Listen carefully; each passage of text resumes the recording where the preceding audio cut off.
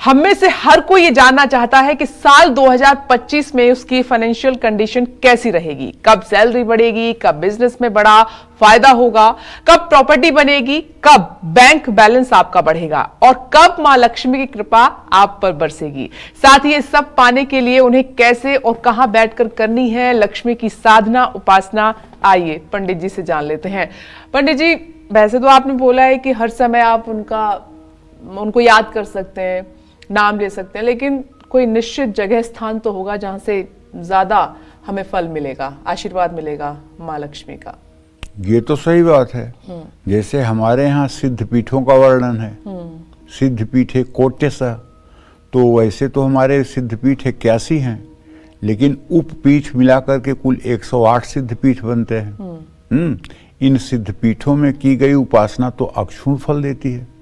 इन सिद्ध पीठों में अगर उपासना की जाए तो अक्षुण फल देती है, लेकिन अगर इस सिद्ध पीठ में भोग वासना अपनाई जाए तो वो व्यक्ति को नष्ट भी कर देती है। तो जो सिद्ध पीठ होती हैं वो योग भूमि होती हैं, वो भोग भूमि नहीं होती हैं। जी बिल्कुल। और मनुष्य स्वभाव से ही भोग के प्रति आकर्षित रहता है, इसलिए जब इसे सुख सुविधा आराम मिल जाता है तो इसकी मनोवृत्ति भोग की तरफ जाती है, योग की तरफ नहीं जाती है। इसलिए सिद्ध पीठों में तो हर समय हमें सावधान रहना चाहिए। सिद्ध पीठों में किया हुआ पाप अक्षुण हो जाता है, वो कभी नष्ट नहीं होता है। इसलिए साधना करने के लिए जितना श्रद्धा का महत्व है उतना ही आप कहाँ बैठकर साधना कर रहे हैं उसका बहुत बड़ा महत्व है। ऐसे में माँ लक्ष्मी की साधना करने का सबसे उत्तम स्थान क्या होना चाहिए ये मैं आपको बताता हूँ। लक्ष्मी साधना के लिए स्थान का विशेष महत्व है, जैसे गौशाला, गुरुगृह, मंदिर, बगीचा, जंगल, नदी का किनारा, बेल के पेड़ के नीचे, आंवले के पेड़ के नीचे, तुलसी के पौधे के पास, पर्वत के ऊपर, गुफा के अंदर, गंगा जी के तट पर या किसी सिद्धपीठ में लक्ष्मी साधना या कोई मंत्र साधना करना उत्तम होता है। ऐसे स्थान ना मिल पाए तो घर के सबसे पवित्र स्थान या ईशान कोण में बैठ कर के ही साधना करनी चाहिए। और एक बात बताऊंगा आपको, मंत्र जो होते हैं ना, तो मंत्रों के दोष भी होते हैं। मंत्र जो होते हैं मंत्रों के दोष की भी होते हैं। जैसे नवार्ण मंत्र है, ओम ऐं ह्रीं क्लीं चामुंडायै विच्चे, इसमें 9 अक्षर हैं, इसीलिए इसको नवार्ण मंत्र कहते हैं। और इसकी व्युत्पत्ति कैसे हुई है ये दिव्य अथर्व शीर्ष में विस्तार से वर्णन किया गया है। क्योंकि कार्यक्रम का विस्तार हो जाएगा इसलिए उस विषय पर मैं नहीं जाना चाहता हूं। अगर आपको जिज्ञासा हो इसके बारे में जानने के लिए तो आप दुर्गा सप्तशती में दिव्य अथर्व शीर्ष का अर्थ जो है वो गीता प्रेस की किताब में पढ़िएगा, आपको समझ में आएगा। 2024 में अगर दरिद्रता ने आपको घेरे रखा था, आपकी बचत नहीं हो पा रही थी, तो 2025 में माँ लक्ष्मी की पूजा पर आप किन बातों का ध्यान रखेंगे जिससे आपकी आर्थिक स्थिति अच्छी हो जाए। तो 2024 में अगर दरिद्रता ने आपको घेरे रखा है तो मैं आपको बताना चाहूँगा कि 2025 में पहली बात मन में एक संकल्प लीजिए कि मैं, अर्थात मैं माने यहाँ अहंकार मत लाइएगा। जब केवल मैं होता है तो ईश्वर का वाचक होता है, और जब मैं के साथ कोई विशेषण लगता है तो माया हो जाती है। जैसे मैं धनवान, मैं विद्वान, मैं बलवान, मैं कुलवान, ये जहां मैं के साथ कोई विशेषण लगा तहां जीव का बोध और माया का बोध हो जाता है, और जहां केवल मैं ही मैं हूं वहां ईश्वर का बोध होता है, ईश्वर परम ब्रह्म परमेश्वर का बोध होता है। और मैं के साथ जहां कोई विशेषण लगा तहां वो मायाकृत हो जाता है। तो कहने का मतलब यह है कि एक तो मां लक्ष्मी की साधना गुलाबी या लाल रंग के कपड़े पहन के करना चाहिए। इनकी पूजा का उत्तम समय जो है गोधूली बेला या मध्य रात्रि है। मां लक्ष्मी की ऐसी प्रतिमा की उपासना करनी चाहिए जिसमें वो गुलाबी रंग के कमल के फूल पर विराजमान हो, माने कमल वासिनी हो। मां लक्ष्मी की अंगूठे जितनी ऊंचाई की मूर्ति ही घर में स्थापित करनी चाहिए। ऐसी लक्ष्मी जी की प्रतिमा जिसमें वो उल्लू पर सवार हों, उनको घर में स्थापित नहीं करना चाहिए। ऐसी मूर्तियों की पूजा घर में करने से घर के लोगों की बुद्धि में कमी आती है। ऐसे लोग धनवान तो हो जाते हैं, नो डाउट, लेकिन उनकी बुद्धि इतनी मलिन हो जाती है कि उस धन का सदुपयोग नहीं कर पाते हैं और एक दिन उनका वो धन या तो सरकार के द्वारा अपहृत कर लिया जाता है या तो कोई बेटी बेटा इस बुद्धि का पैदा हो जाता है कि उसको नष्ट भ्रष्ट कर देता है। एक दिन उसकी दुर्गति उस धन की जरूर होती है। और अगर आप अपने पूजा स्थान में मूर्तियां रखे हैं तो पीछे दीवार से सटा करके उसको नहीं रखना चाहिए। ये दीवार से करीब 1 इंच की दूरी पर तो होनी ही चाहिए, चाहे वो मंदिर की दीवार हो चाहे वो घर की दीवार हो। और एक साथ जुड़ी हुई लक्ष्मी गणेश की प्रतिमा को घर में कभी स्थापित नहीं करना चाहिए। लक्ष्मी गणेश की प्रतिमा अलग अलग होनी चाहिए।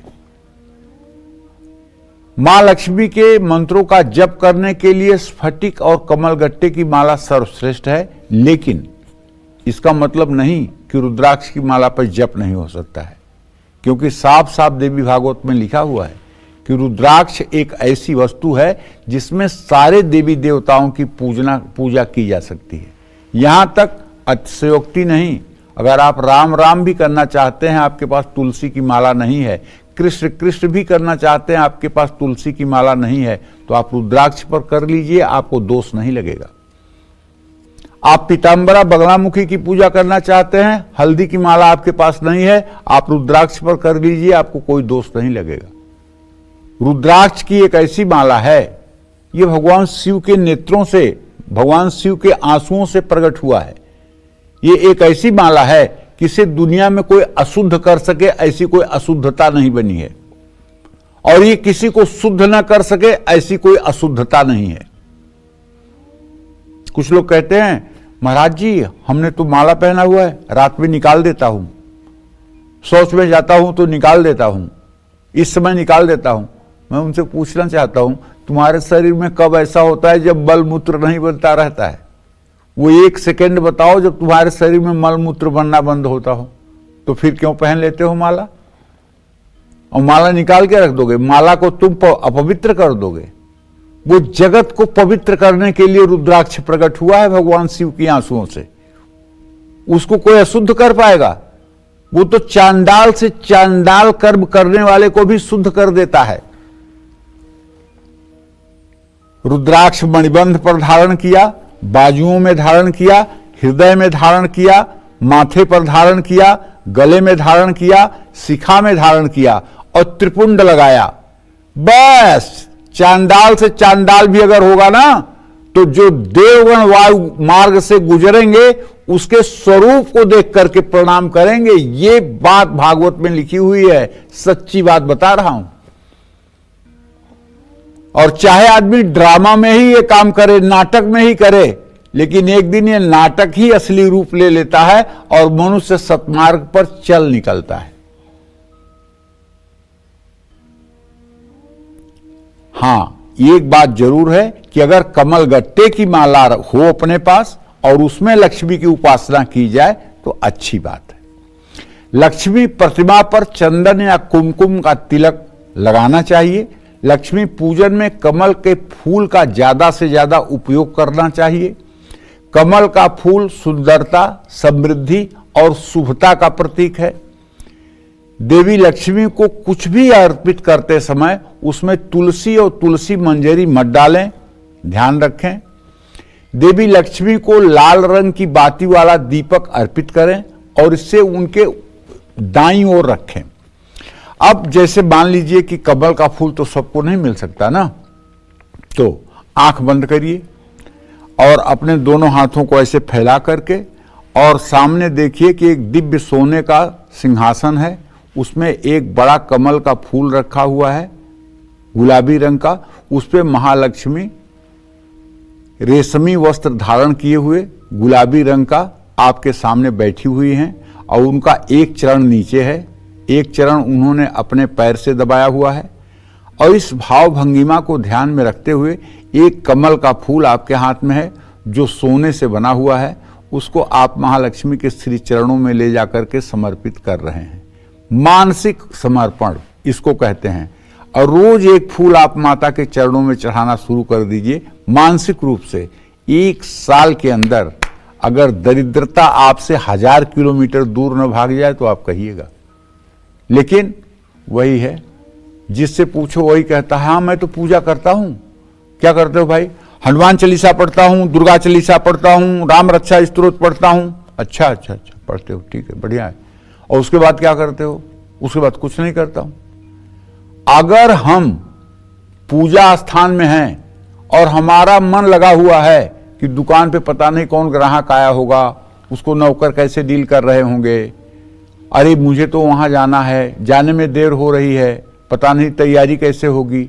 अगर आप पूजा स्थान में भी बैठकर संसार का चिंतन कर रहे हैं तो ये पूजा नहीं है। और अगर आप संसार में रहते हुए भी माता का चिंतन कर रहे हैं, यात्रा करते हुए भी माता का चिंतन है, नौकरी करते हुए भी माता का चिंतन है, काम करते हुए भी माता का चिंतन है, भोजन करते हुए भी माता का चिंतन है, तो आप 24 घंटे पूजा कर रहे हैं।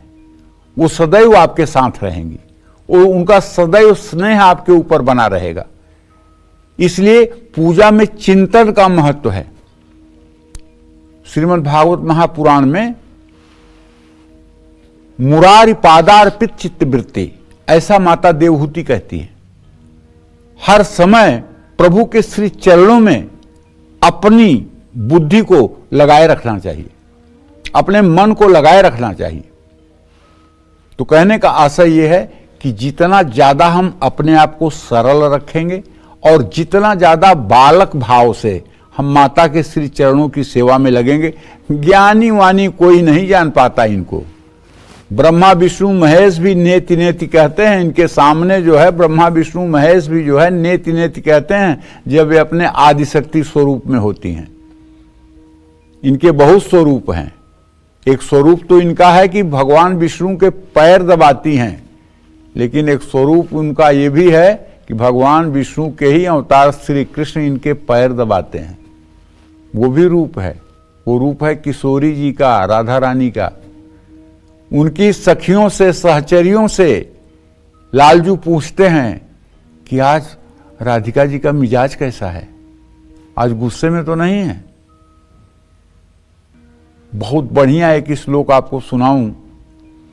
वेणु करानि पतितम स्खलितम शिखंडम भ्रष्टम च पीतवसनम ब्रजराज सूनो यस्या कटाक्ष सर्घात विमूर्छितस्य ताम्राधिकाम परिचरामि कदारसेन। जिसके एक तिरछी चितवन से वेणु करान्न पतितम, हाथ से बांसुरी गिर जाती है, स्खलितम शिखंडम, और उनके सर का जो बालों का जूड़ा है उससे मोर मुकुट निकल के गिर जाता है, जूड़ा खुल जाता है। बेरु करानुपतितम स्खलितम शिखंडम भ्रष्टम च पीत वसनम ब्रजराज सूनो। और ब्रजराज के जो पुत्र हैं भगवान श्री कृष्ण, इनका पीतांबर नीचे की तरफ गिर जाता है। यस्या कटाक्ष सरघात विमूर्छितस्य, एक सरघात, एक आंखों की तिरछी चितवन से उनकी ये दशा हो जाती है, बेहाल हो जाते हैं। ताम्राधिकाम परिचरामि कदारसेन। उस राधा रानी के श्री चरणों की सेवा का अवसर कब प्राप्त होगा? उस राधिका जी के श्री चरणों की सेवा का अवसर कब प्राप्त होगा? तो कहने का मतलब, एक जगह तो लक्ष्मी उनके चरण सहलाती हैं, लेकिन वही लक्ष्मी स्वरूपा, वही भगवान कृष्ण की आह्लादनी शक्ति, प्रेम शक्ति स्वरूपा जब राधा रानी के रूप में प्रकट होती हैं तो कृष्ण जी उनको पैर दबाते हैं। कोई अतिशयोक्ति नहीं है। और बहुत लोग कहते हैं भागवत में तो राधा जी की चर्चा ही नहीं है। अरे भागवत में अगर सुखदेव जी एक बार राधा जी की चर्चा कर देते और उनको चिंतन हो जाता राधा जी का, तो 7 दिन वो समाधि में बैठे रह जाते, कथा कहने लायक न रहते। नारद जी ने जाकर के वृषभानु के यहां ब्रह्मवैवर्त पुराण की कथा है, पढ़ के देख लीजिएगा। कहा कि मैं दर्शन करूंगा। वृषभानु ने कहा जाइए दर्शन करिए। तो देखे तो 1 साल की बच्ची पालने में खेल रही है। तो वृषभानु से कहे कि आप जरा बाहर जाइए। बाहर गए तो प्रार्थना किए कि हे देवी, हे राधिका, मैं आपके असली स्वरूप को देखना चाहता हूं माता। तो माता तुरंत 16 वर्ष की हो गई और उनकी 8 सहचरिया साथ में हो गई। बेहोश हो गए नारद जी और 1 घंटे पूरे बेहोशी की मुद्रा में रहे। उसके बाद उन्हें होश आया। ये ब्रह्मवैवर्त पुराण की कथा है। तो माता की महिमा अनंत है भाई, अनंत है। जितनी आपकी श्रद्धा होगी उस अनुसार आपको फल मिलेगा। श्रद्धा को अपने बढ़ाइए और तर्क कुतर्क को छोड़िए। आप मन में विश्वास रखिए कि जब मैं महालक्ष्मी के शरण में रहूंगा तो मेरे जीवन के सारे संकट दूर होंगे। बस सीधी सी इतनी बात मान लो, ज्यादा ज्ञानी बनने की जरूरत नहीं है।